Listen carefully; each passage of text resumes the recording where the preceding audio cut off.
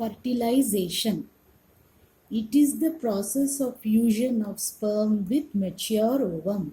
माने फर्टिलाइजेशन क्या है, ये एक प्रोसेस है और जहाँ पे स्पर्म मैच्योर ओवम से फ्यूज माने जॉइन हो रहा है.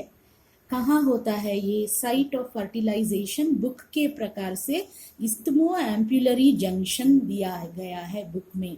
बुक माने NCERT biology 12th standard book. Actually ampullary region बोले तो भी ठीक होता है, पर हम बुक फॉलो करेंगे, इसलिए बुक में दिया गया है साइट इस्टमो एम्पुलरी जंक्शन. तो अभी आपको मालूम होने का नहीं ये जंक्शन कहाँ है करके, तो इसलिए मैंने ये डायग्राम डाला है. आप देख सकते हो ये पूरा यूटरस है. हाँ, यूटरस. और ये क्या है? सर्विक्स. और ये क्या है? वेजाइना है. और ये क्या है? ये फेलोपियन ट्यूब है या यूटराइन ट्यूब है. फेलोपियन ट्यूब का 4 भाग रहते हैं. ये इंटरस्टिशियल भाग है. इस साइड का मैंने ड्रॉ नहीं किया, एक ही साइड का ड्रॉ किया है. तो यूटरस में जो पार्ट होता है फेलोपियन ट्यूब या यूटराइन ट्यूब का, वो पार्ट को इंटरस्टिशियल पार्ट बोलते हैं. बाद में इस्थमस पार्ट आता है. ये थोड़ा स्ट्रेट रहता है और 3 to 4 सेंटीमीटर्स रहता है. उसके बाद ये वाला थोड़ा बड़ा रहता है, ये ampullary part of the uterine tube. और ये infundibulum of the uterine tube. और ये fimbria of the uterine tube.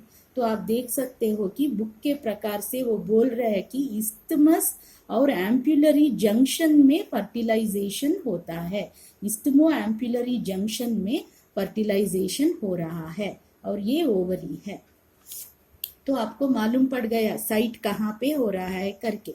Next, life span of sperm. कितने दिन तक स्पर्म जिंदा रह सकता है? जब वो फीमेल जेनाइटल ट्रैक्ट में रहता है वो 72 आवर्स तक जिंदा रह सकता है. हम ऐसे बोल सकते हैं 48 to 72 आवर्स.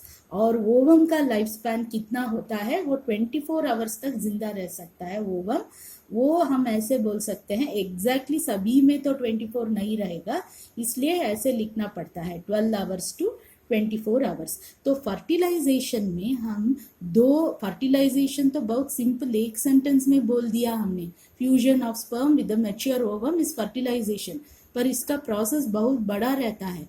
फर्टिलाइजेशन होने से पहले कुछ रिएक्शंस होते हैं. उसमें ऐसे वाला एक रिएक्शन है कैपेसिटेशन. कैपेसिटेशन किसके ऊपर होता है? स्पर्म के ऊपर होता है. तो क्या होता है इसमें? मिलियंस ऑफ स्पर्म्स और deposited in vagina after one coitus. एक कॉइटस माने एक संबंध के बाद, जो मेल और फीमेल में संबंध होता है, एक कॉइटस के बाद कहाँ पे डिपॉजिट हो गया? मिलियंस ऑफ स्पर्म्स और डिपॉजिटेड इन द वेजाइना.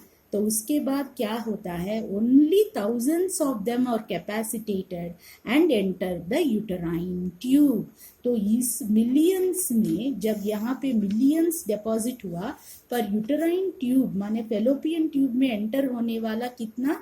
वो भी थाउजेंड्स में एंटर होता है फेलोपियन ट्यूब में. क्यों ऐसा होता है करके हम पढ़ेंगे. क्योंकि यहाँ पे कैपेसिटेशन ऑफ द स्पर्म्स होता है.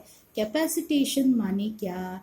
Capacitation means a physicochemical change in the sperm that makes it hypermotile so it can fuse with the secondary oocyte.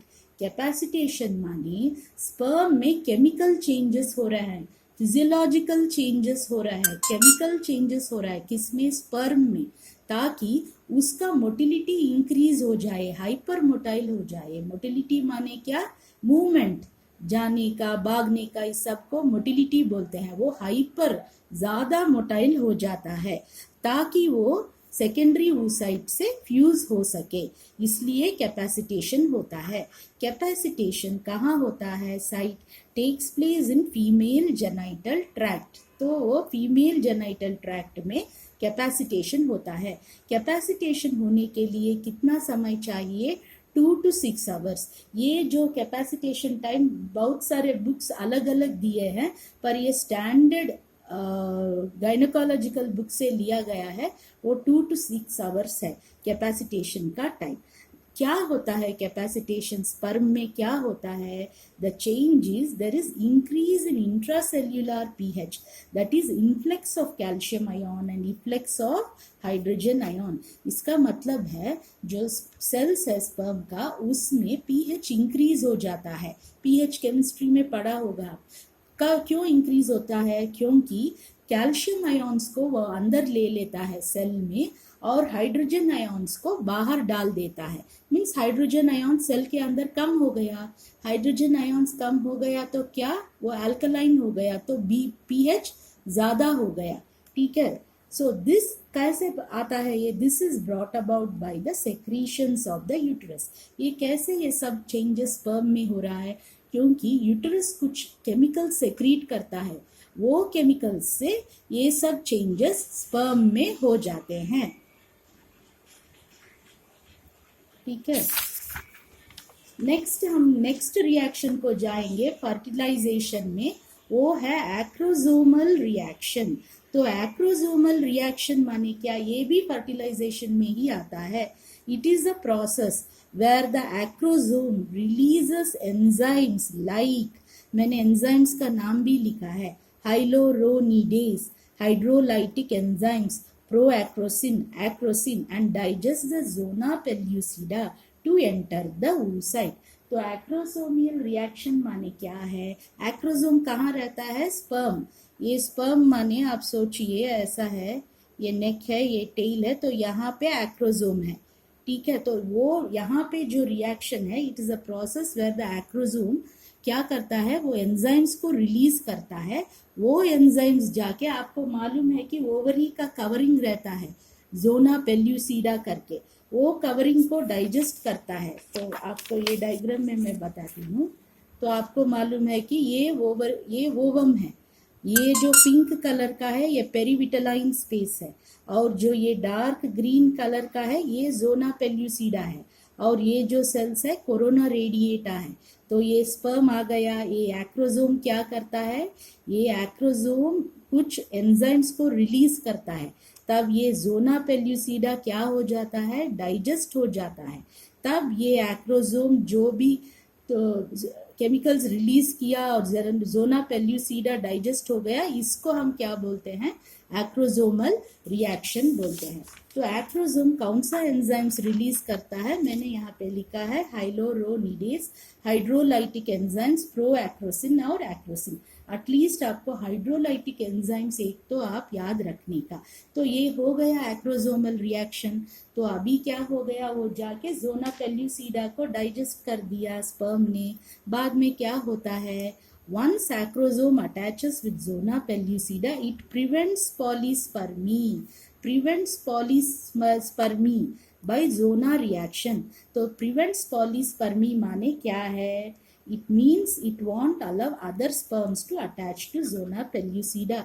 तो क्या हो गया, स्पर्म गया, एक्रोसोम ने अपना एंजाइम्स रिलीज किया, जोना पेल्यूसिडा को डाइजेस्ट कर दिया, वहां पे एक जोना रिएक्शन हो गया। वो रिएक्शन होने के बाद दूसरे स्पर्म्स आके वो जोना पेल्यूसिडा से फिर अटैच नहीं हो सकते।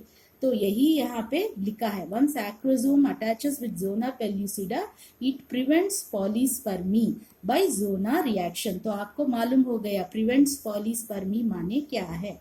नाउ अभी नेक्स्ट क्या होता है, now the whole of the sperm, अभी स्पर्म का कितना पार्ट्स है, उसका पार्ट हेड, नेक, टेल है।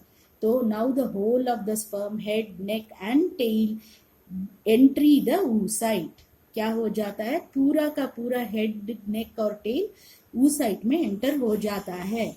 At this oocyte completes meiosis 2। अभी क्या होता है, हम पढ़े हैं oogenesis में, at this oocyte completes meiosis 2, उसका मियोसिस 2 कंप्लीट हो जाता है, और तब क्या हो जाता है, सेकेंड पोलर बॉडी और oocyte बाहर आता है। अभी oocyte will mature to haploid ovum and fuses with the sperm and this leads to fertilization। अभी oocyte क्या होता है, वो haploid ovum को मेच्योर हो जाता है और स्पर्म से ज्वाइन होके फर्टिलाइजेशन हो जाता है। तो ये डायग्राम मैंने आपको एक्सप्लेन कर दिया है। तो अभी हम देखेंगे कुछ पॉइंट्स आपको याद रखने का, क्या क्या है। fertilization occurs if both ovum and sperm are transported simultaneously.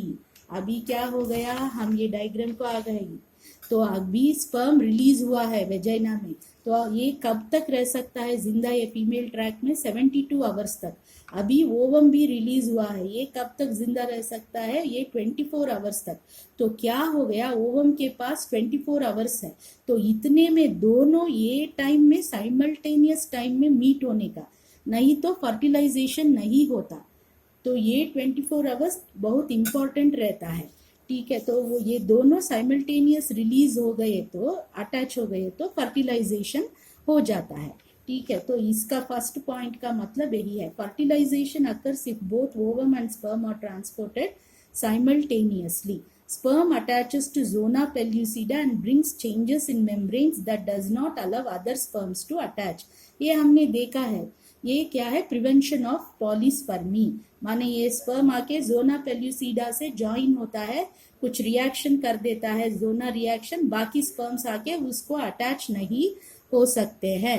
Next, the acrosome secretions help sperm to enter the cytoplasm of the ovum after passing through the zona pellucida and plasma membrane of the oocyte. तो अभी क्या हो जाता है, ये जोना pellucida enter करने के लिए एक्रोसोम एंजाइम्स रिलीज करता है, ये जोना पेल्यूसिडा डाइजेस्ट हो जाता है, तब स्पर्म अंदर ऐसे जाता है, पेरीविटलाइन स्पेस को पार कर लेता है, ये है plasma membrane of the ovum, इसको भी वो पार कर लेता है और पूरा हेड नेक टेल पूरा ओवम सेकेंडरी oocyte के अंदर चले जाते हैं। तो इतना आपको फर्टिलाइजेशन में मालूम रहने का।